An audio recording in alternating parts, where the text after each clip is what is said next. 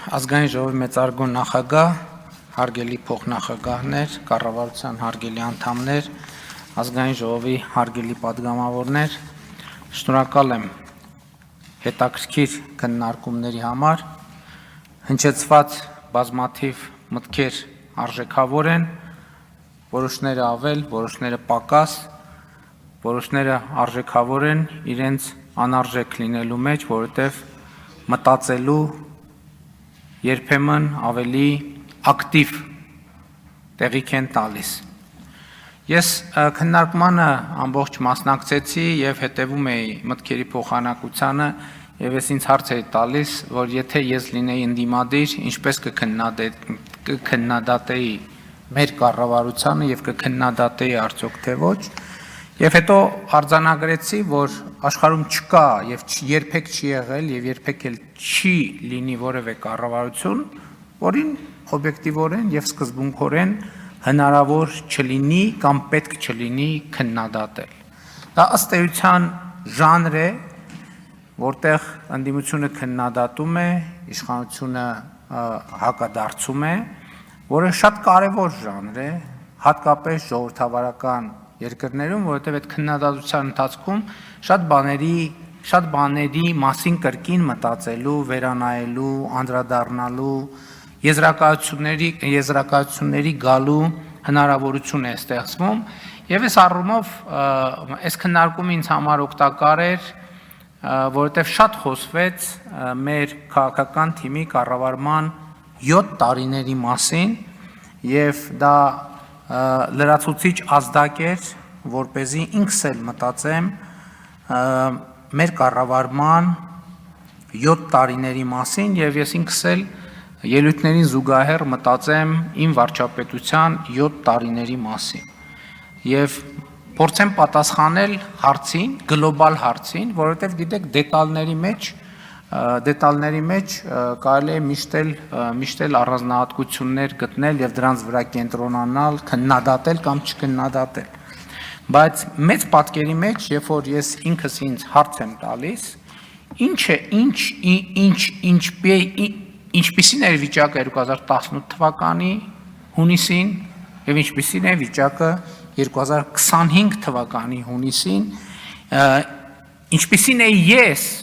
2018 թվականի հունիսին եւ ինչպիսին եմ ես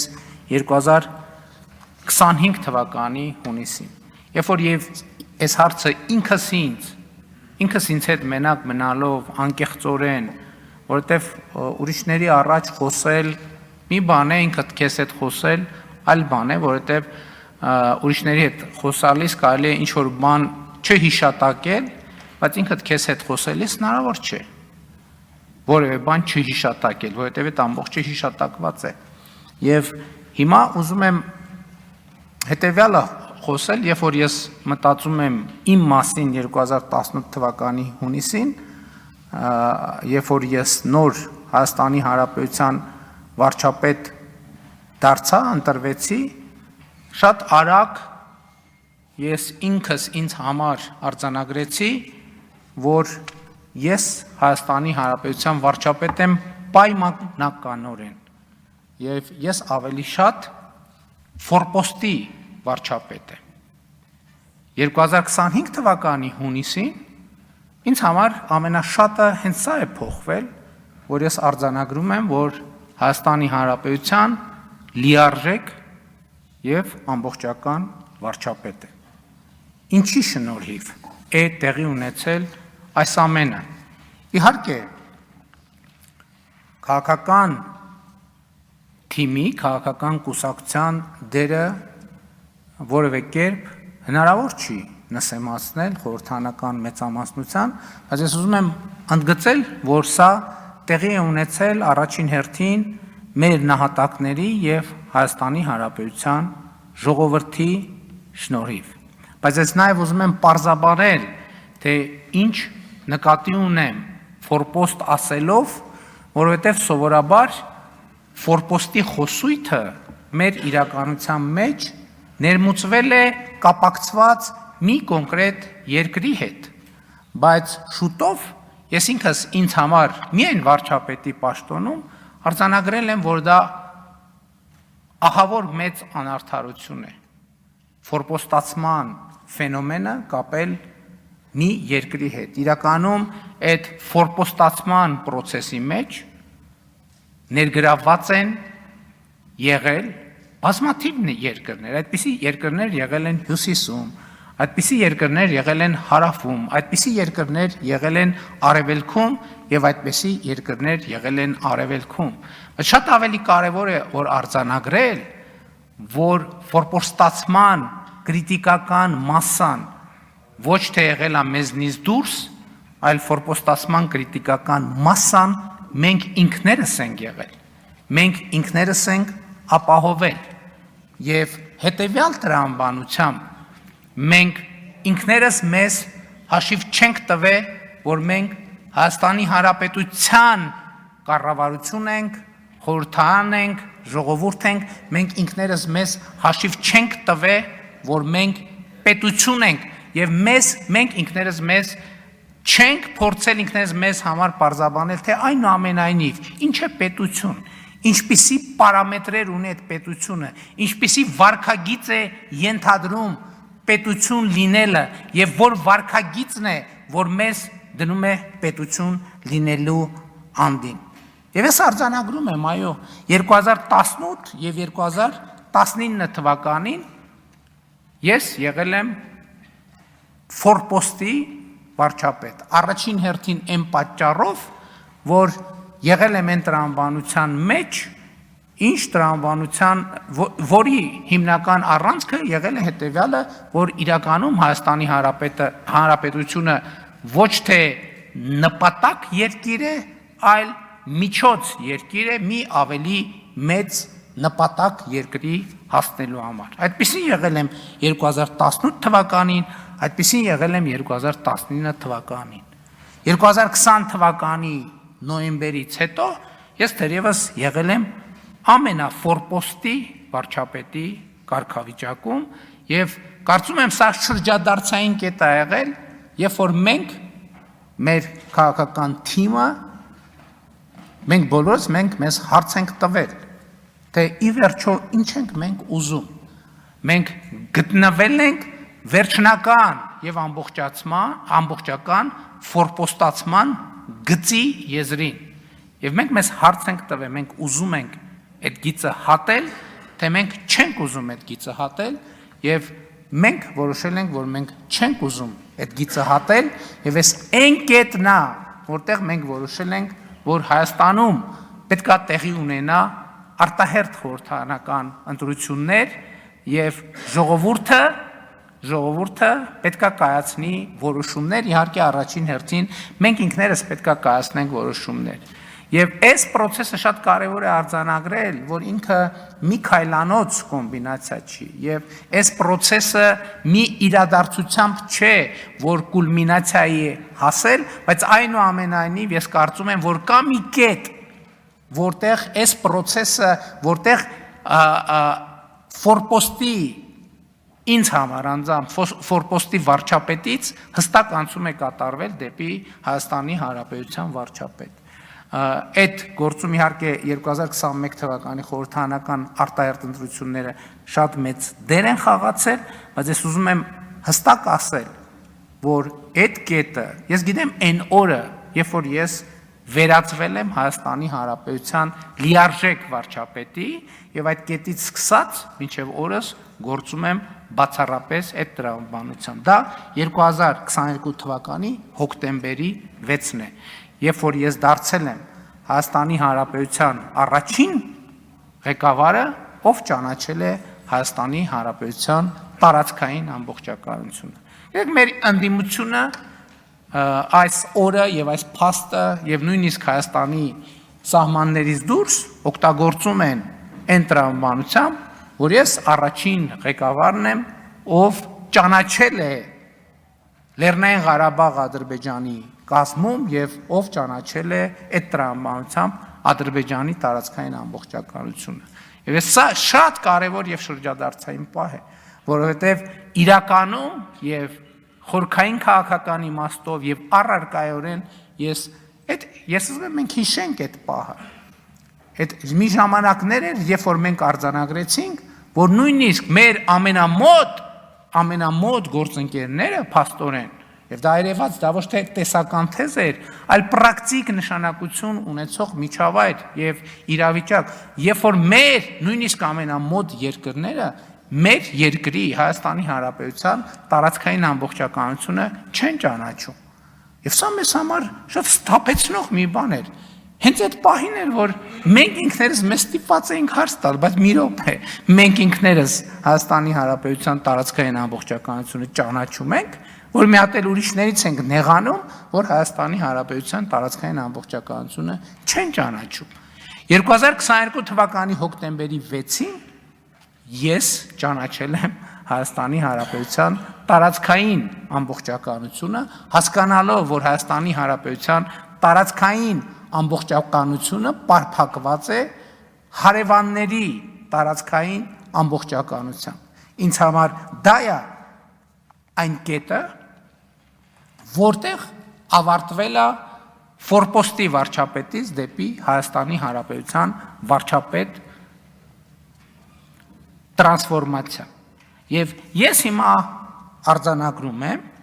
եւ արձանագրումը այդ արել եմ, ուզում եմ նորից կրկնեմ, որ եւ ես սրանում միանշանակ համոզված եմ, որ մենք այսօր որպես պետություն ավելի անկախ ենք, քան երբևէ, ավելի ինքնիշխան ենք, քան երբևէ, ավելի պետություն ենք, քան երբևէ։ Բայց այսօրվա արձանագրումը իրականում ամենակարևորը չէ, կարևորը ի վերջո, քանի որ նաև խոսք է գնում այն ցիկլի մասին, որը մեկնարկել է 2021 թվականի խորհրդարանական ընտրություններով, որտեղ մեր կարգախոսն էր ապագա կա ապագա, շատ կարևոր է նաև ի վերջո պատասխանել այդ հարցին։ Լավ, մենք այդ կարգախոսը իրագործեցինք, թե չիրագործեցինք։ Կա ապագա, թե չկա ապագա։ Սա էլ է ինձ համար գրեթե ամենօրյա խորհրդածության նյութ եւ այդ խորհրդածության արդյունքում ես եկել եմ հետեւյալ եզրակացության, ինչն է գործնականում նշանակում, որ կա ապագա եւ ինչն է գործնականում նշանակում, որ չկա ապագա։ Եթե կա ապագայի նախագիծ հստակ գծագրված, ուրեմն կա ապագա։ Եթե չկա ապագայի հստակ գծագրված նախագիծ, ուրեմն չկա ապագա։ Եվ այո, մենք այդ խնդիրը լուծել ենք, որովհետև այն, ինչ մենք այսօր հանրությանը ներկայացնում ենք, որպես իրական Հայաստանի գաղափարախոսություն, դա ապագայի հստակ գծագրված նախագիծ է, եւ այդ նախագծի գոյությունն է երաշխիքը այն բանի, որ կա ապագա եւ այդ ապագան ունի շատ կոնկրետ պարամետրեր եւ այդ պարամետրերից կարեւորագույնը սեփական միջավայրում հարևանների հետ կարգավորված հարաբերություններ ունենալն է, լիարժեք եւ ամբողջական հարևանների տարածքային միջազգայինորեն ճանաչված տարածքների ամբողջականությունը ճանաչելը եւ դրանով սեփական տարածքային ամբողջականությունը, ինքնիշխանությունը եւ անկախությունը ճանաչելը։ Եվ ես ուզում եմ հստակ արձանագրել, որ վերջին 7 տարիների պատմությունը հարգելի ներկաներ, ինչքան էլ փորձ արվի այլ կերպ ներկայացնել, հենց այս համատեքստում, հենց այս տեսակետից հաջողության եւ ոչ թե անհաջողության պատմություն է։ Տեսեք, շատ են խոսում նրա մասին, որ մենք կորցրել ենք Լեռնային Ղարաբաղը։ Ես այս հարցի մասին էլ բնականաբար շատ մտածել եմ եւ այստեղ էլ իմ եզրակացությունը հետեւյալն է. մենք ոչ թե կորցրել ենք Լեռնային Ղարաբաղը, մենք գտել ենք Հայաստանի Հանրապետությունը։ Այս է ճշմարտությունը, որովհետև ինչպես նախկինում ասել եմ, Լեռնային Ղարաբաղի հարցը որպես ինչպես ընդդիմության գործընկերներն էին ձևակերպում, որպես թոք օգտագործվել է որ Հայաստանի Հանրապետությունը չգտնվի, Հայաստանի Հանրապետությունը որպես անկախ եւ ինքնիշխան պետություն չկայանա եւ Հայաստանի Հանրապետությունը կայանում է եւ Հայաստանի Հանրապետության ապագայի նկատմամբ ես եւ մենք բոլորս առնվազն ես, որովհետեւ բոլորի հետ չեմ խոսել, դրա համար իմ անունի այս թեմայով շատ մանրամասն չեմ խոսել, ավելի լավատես եմ, քան երբևէ եւ ելի ուզում եմ ասել, որ սա ոչ թե անհաջողության, այլ հաջողության պատմություն է եւ սա է իմ այս պահի ամենակարևոր արձանագրումներից մեկը։ Այստեղ շատ խոսում են, գիտեք, մենք էլ երբեմն տրվում ենք ընդդիմության նետած ձևակերպումներից։ Այստեղ խոսում են, որ Հայաստանի մեր վրայով բալիստիկ հրթիռներ են թռնում, մենք էլ Հայաստանի վրայով ոչ մի բալիստիկ հրթիռ չի թռնում, ընդհակառակը Հայաստանի վրայով թռնում են օդանավեր այն քանակության, որ Հայաստանի պատմության մեջ երբեք չի թռել, բայց ես չեմ ուզում սա ներկայացնել որպես հաջողության պատմություն այս տրամաբանությամբ, բայց ուզում եմ ճշգրտել, որ մեր վրայով բալիստիկ հրթիռներ չեն թռնում, եւ ես ուզում եմ ուրիշ բան ասել ձեզ, որպես Հայաստանի Հանրապետության վարչապետի պաշտոնը արդեն 7 տարի զբաղեցնող մարդ։ Հայաստանի Հանրապետությունը երբեք միջազգային իրադրություններին եւ իրավիճակներին, տարածաշրջանային հնարավոր խնդիրներին այնքան պատրաստված չի եղել, ինչքան պատրաստված է այսօր։ Եվ դրա ամենակարևոր արտահայտությունը այն արտաքին հարաբերություններն են, բալանսավորված եւ բալանսավորման արտաքին քաղաքականության արդյունքում, որը մենք ունենք։ Այո, խաղաղության գործընթացի դինամիկան է Ադրբեջանի հետ, այո, Թուրքիայի հետ ակտիվ երկխոսության գործընթացն է, այո, տարբեր ուղղություններով մեր հարաբերությունների եւ մեր վիճակի կարգավորումը եւ մեր միջազգային հեղինակության աներկբա եւ աննախադեպ բարձրացումը։ Էլ եմ ասում, մենք շատ պարզ ենք նայում դրան, որովհետև արդեն դրանք իրողություններ են։ 2026 թվականին Հայաստանը հյուրընկալելու է համաշխարհային մակարդակի երկու կարևորագույն իրադարձություններ՝ Եվրոպական քաղաքական համայնքի գագաթաժողովը եւ կենսաբազմազանության COP17 համաժողովը։ Սրանք պատահական չեն եւ սրանք հաջողության պատմության ֆիզիկական արտահայտություններն են։ Շատ խոսվեց եկեղեցու հետ կապված իրադրության մասին։ Այո, փորձ են անում ներկայացնել, թե մենք պայքարում ենք եկեղեցու դեմ։ Իրականում մենք կանգնել ենք եկեղեցու սրբության սրբոցը նվիրապետությունը պաշտպանելու դիրքերում։ Մենք այսօր այլ բան չենք անում,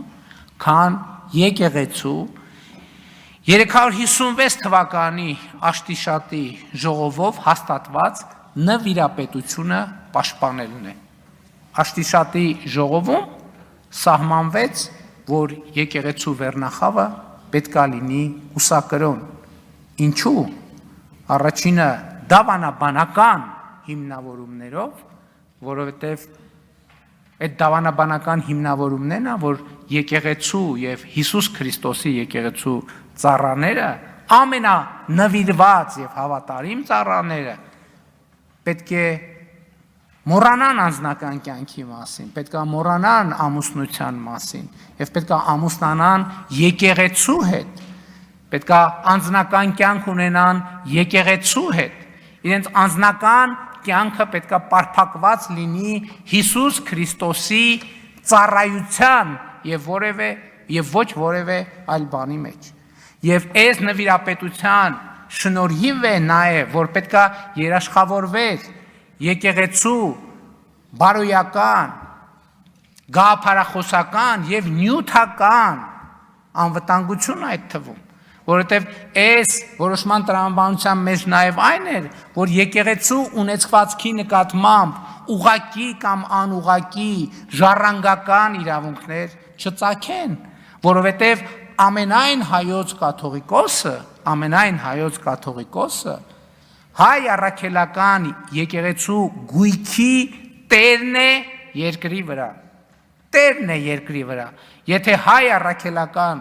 եկեղեցու կաթողիկոսը ունի ժառանգներ, այստեղ անխուսափելիորեն ծագում է ժառանգական իրավունքը։ Կուսակրոնության, նվիրապետության ուխտը, նվիրապետությունը նաև նրա համար է սահմանվել, որ անձնավորված որոշումներ չլինեն եւ դրա եթե ես հատուկ կարդացի կուսակրոնության ուխտագիրը, որտեղ մարդը անձնական բոլոր բաներից, բոլոր այսպես արտոնություններից կամավոր զրկվում է։ Իսկ այսօր մենք հակառակ պատկերն ունենք։ Մոմի գործի բանը հազար ներողություն ես բառիս համար, մոմի գործի նայողը կաթողիկոսի աղբոր տղան է, կաթողիկոսի չէ, Կտրիչ Ներսիսյանի։ Ամենամեծ թեմի առաջնորդը Կտրիչ Ներսիսյանի եղբայրն է։ Այն մյուս թեմի առաջնորդը իրա քրոջ որդին է։ Եվ այլն եւ այսպես շարունակ։ Հայ առաքելական եկեղեցին բռնազավթված է մի կլանի կողմից։ Եվ մենք ոչ թե եկեղեցու դեմ ենք պայքարում, մենք պայքարում ենք եկեղեցու արժեքների եւ նվիրապետության համար։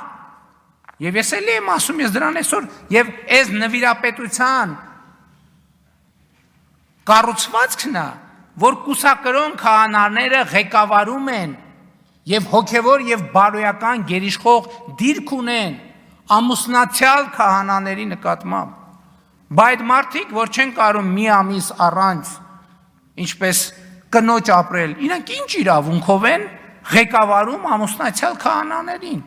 ովքեր իրենց ուխտը չեն խախտել, ովքեր Աստծու առաջ եւ հանրության առաջ ազնիվ են եւ իրենց ծառայության մեջ առաքինի։ Ով է օրինակ Կտրիչ Ներսիսյանին իրավունք տվել հրահանգ տալ ամուսնացյալ քահանային։ Ոնց կարա կուսակրոնության ուխտը խախտած եւ չեմ ուզում ամբյոնից էլ այդ բառը պաշարը օգտագործել, ասենք Սամվել Առաքելյան կոչվող ոմը մեկը ոնց կարա ամուսնացյալ եկեղեցա քահանաներին Խաչատրյան ներողություն, Սամվել Խաչատրյան, ամուսնացյալ քահանաներին հրաման տա եւ նրանց նկատմամբ գերակա դիրք զբաղեցնի։ Ոնց կարա։ Դա անարգանք է բոլոր ամուսնացյալ քահանաների նկատմամբ։ Որտեւ ինչ ասես, որտեղ ասես անում են, մի հատ էլ գալիս են այդ բանի դիրքերից, որպես մարդիկ, ովքեր ամուսնացած են եկեղեցու հետ, գալիս են բարոյական եւ ոչ միայն իրավական բան են կիրառում։ Իշխանություն են կիրառում այդ փաստի բերումով, հասկանում եք, այդ փաստի բերումով։ Մի հատ էլ ոնց կա կաթողիկ ասում են կաթողիկոսի անձնական կյանքը։ Հասկանում եք։ Կաթողիկոսի անձնական կյանքը։ Մարդիկ, ով որ խոսում են այս իրավիճակի պաշտպանության մասին, նրանք քար առ քար քանդում են հայ առաքելական եկեղեցին, նրա նվիրապետությունը, նրա պատմությունը, նրա ավանդույթը, նրա արժեքը քանդում են, քանդել են, հիմա վերջին ավերակներն են ուզում տան, եւ մենք դա թույլ չենք տալու։ Ես ասում եմ ինքս որպես մարդ, ով ունի հոգեվոր զգացմունքներ։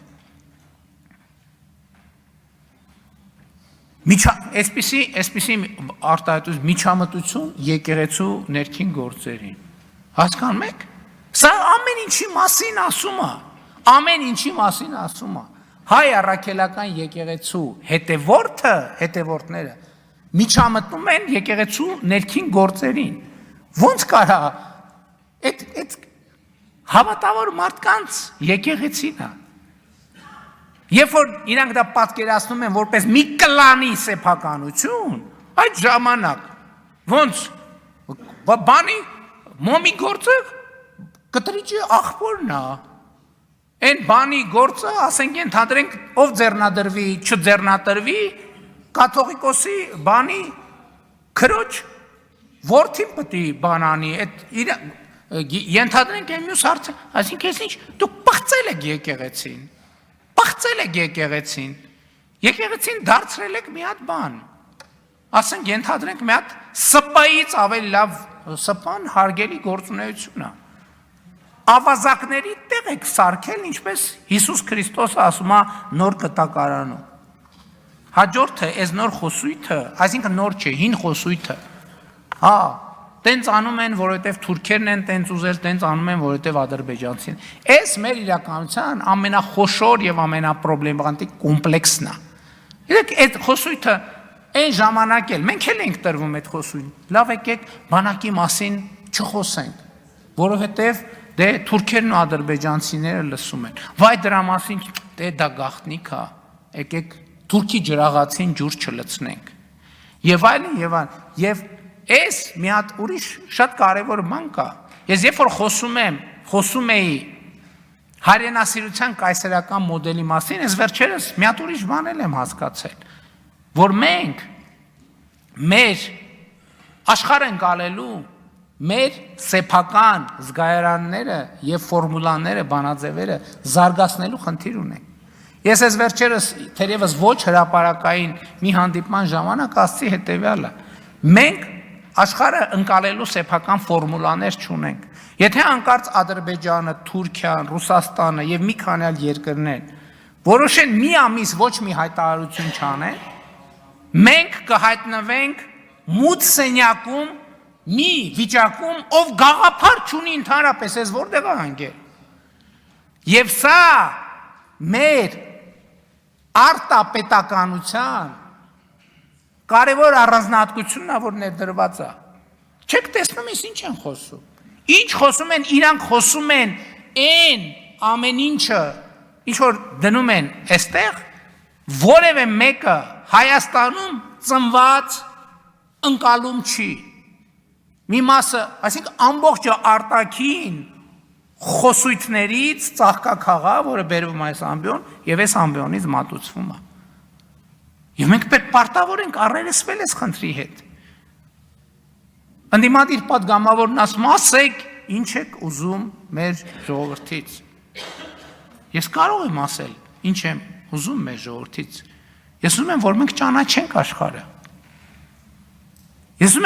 Ես ասել եմ բազմիցս, ոչ մեկ չի ասել, հետո իմիջիայլոց ոչ մի լրագրող հարց չի տվել, ասել եմ երկրագունդը մեզ համար շարունակում է մնալ անծանոթ վայր, ոչ մեկ չի ասում, այդ ինչ ասցիր, այդ ոնց ասցիր, ոչ մեկ չի ասում, էսա, որովհետև մենք աշխարհի ընկալման մեր սեփական բանաձևերը չունենք,